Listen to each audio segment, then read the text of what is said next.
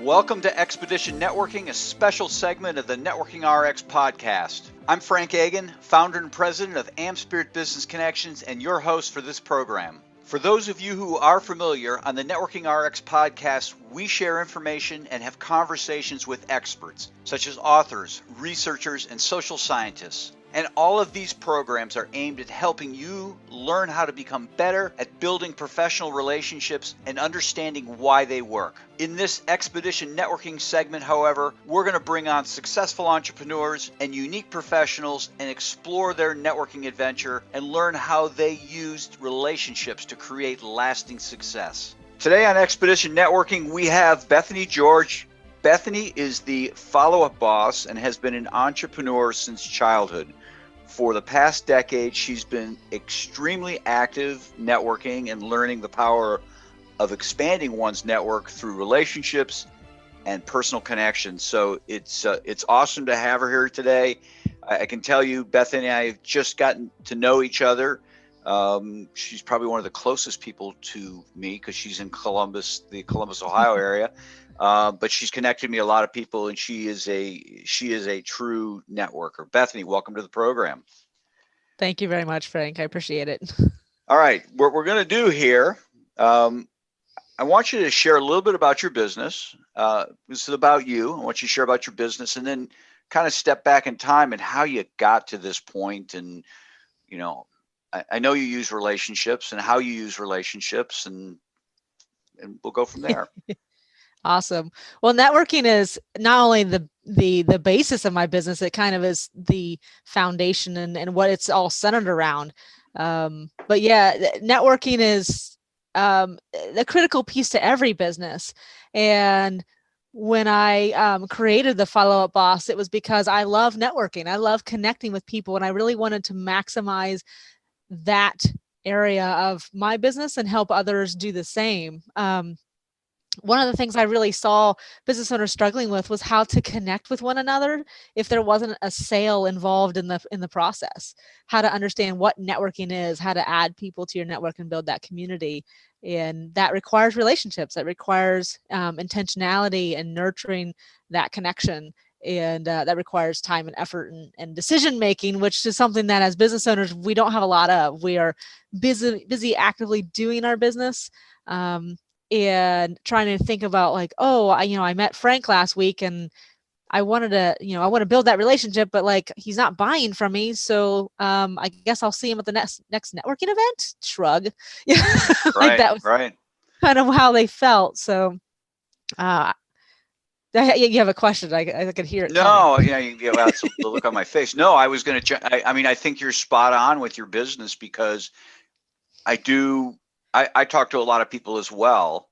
I talked to an insurance agent just yesterday, and she's pitching me on LinkedIn, right? The old, hey, you've connected with me, so surely you must need what I have kind of a thing.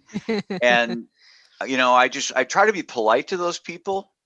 And I think I was, and I just said, listen, I get a lot of health insurance people who do this, and if you want to be different, don't do the same thing. I know that sounds silly, but that was the message. And her response to me was, yeah, I got to be honest. I really don't know what I'm doing.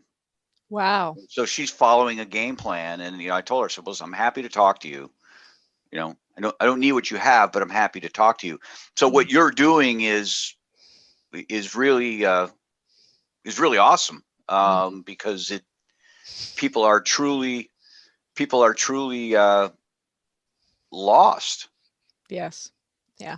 And what's really interesting is, and that's actually a big piece of the gap. So, we're taught how to sell, but we're not told how to build relationships. And, we have that same struggle in our own interactions, personal interactions.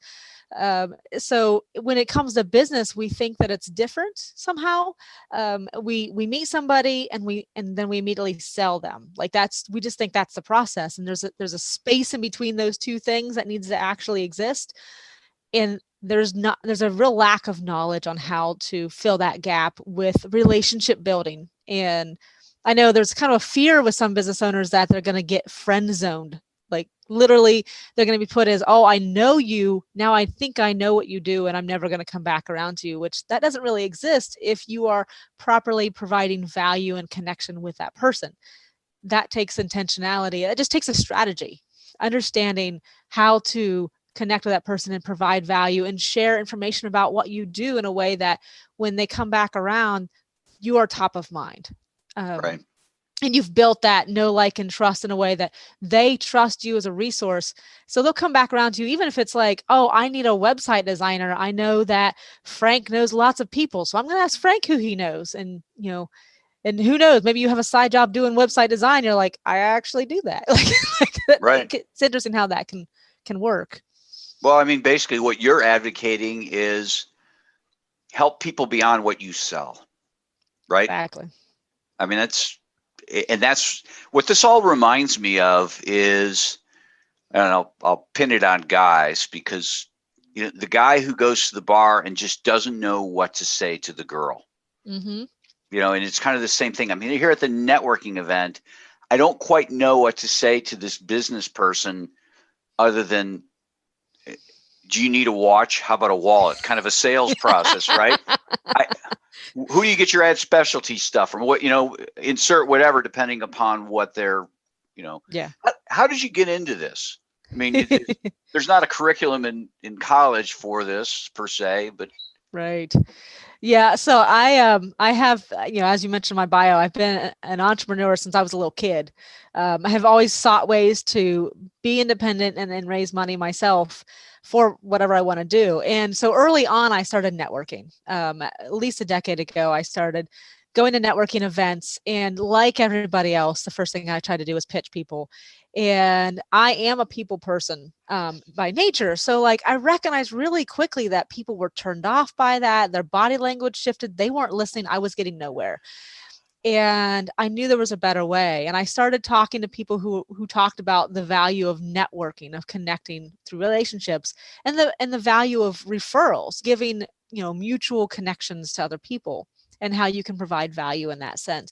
So I really started digging into that to try to understand how that worked and to implement that more in my own business. And through the various businesses I've had over the last 10 years, I've slowly kind of learned how to work out the system for that, understand how I can be a resource beyond my own business, how I can be of service to other business owners, so that I'm not, when you come at somebody trying to sell them, you come at them as a different level, like they're not an equal to you when you're trying to sell them.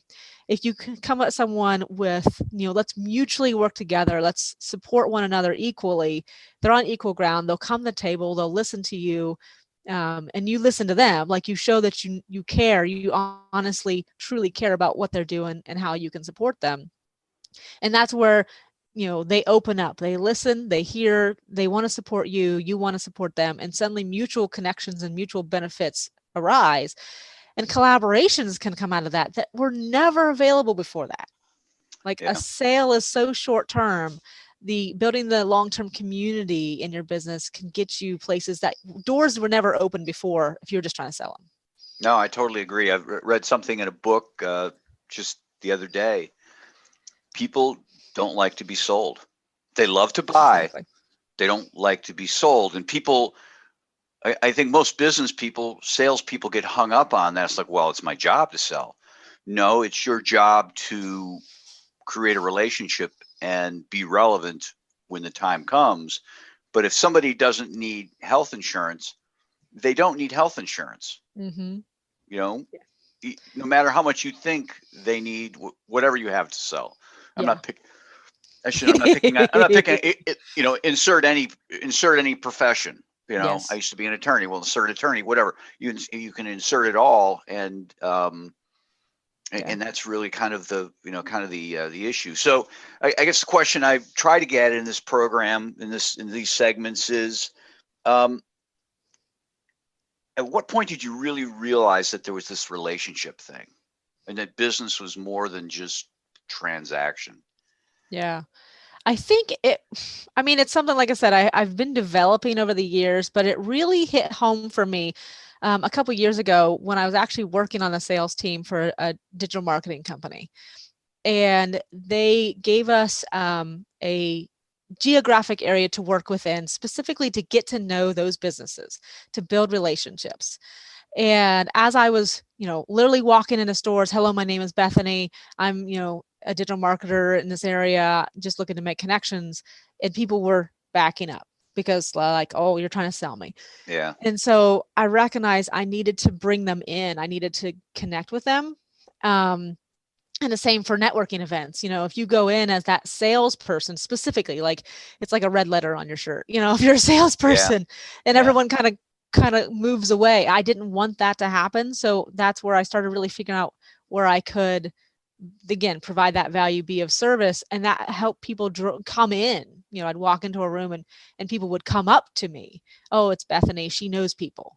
And it takes intentionality and effort. And no one ever really wants to feel salesy, but like you said, they're taught a certain way, or their lack of training can really cause a gap there. Well, and there's a lot of it out there, right? Yes. There's a lot of it out there, and I'm kind of torn, Bethany. I really am. I'm torn between really trying to help people